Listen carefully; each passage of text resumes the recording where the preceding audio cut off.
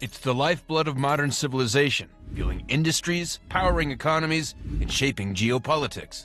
But as the world hurtles towards a future driven by renewable energy, Saudi Arabia finds itself at a crossroads. Picture this: a world where oil demand hits its peak, where electric cars dominate the streets, and where renewable energy reigns supreme. That's the future the International Energy Agency paints, a future where oil dominance wanes, potentially by as soon as 2028. Now, don't get me wrong, oil isn't disappearing overnight. It's the raw material for everything from your polyester shirt to life-saving medications. But make no mistake, the global shift away from oil is underway. The EU and Japan pledged to go all electric by 2035.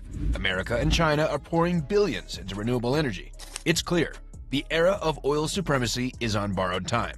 But if there's one person sweating bullets over this shift, it's Mohammed bin Salman, the Crown Prince of Saudi Arabia.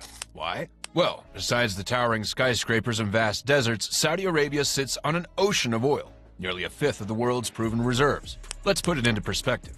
Saudi Arabia's Ghawar fields, the largest onshore oil field, could pump out enough black gold to rival entire countries. And it's not alone. Safaniya, the largest offshore field, and Abqaiq, the world's largest oil processing facility, makes Saudi Arabia an oil titan. Here's the kicker: Saudi oil is dirt cheap to extract, around $4 a barrel compared to the $40 it costs to frack shale in America. With this economic advantage, Saudi Arabia stands as the world's second largest oil producer and the undisputed king of exports. But here's where the plot thickens. As the world inches away from oil, Saudi Arabia faces a dilemma. How does it maintain its grip on power when its greatest asset becomes a liability? It's a high-stakes gamble. Will Saudi Arabia adapt and diversify its economy, or will it cling to its black gold until the last drop? The clock is ticking for Mohammed bin Salman. The world is changing, and Saudi Arabia must change with it or risk being left behind in the dust of history. So picture this: Saudi Arabia sitting on top of one heck of an oil reserve. We're talking massive here, folks.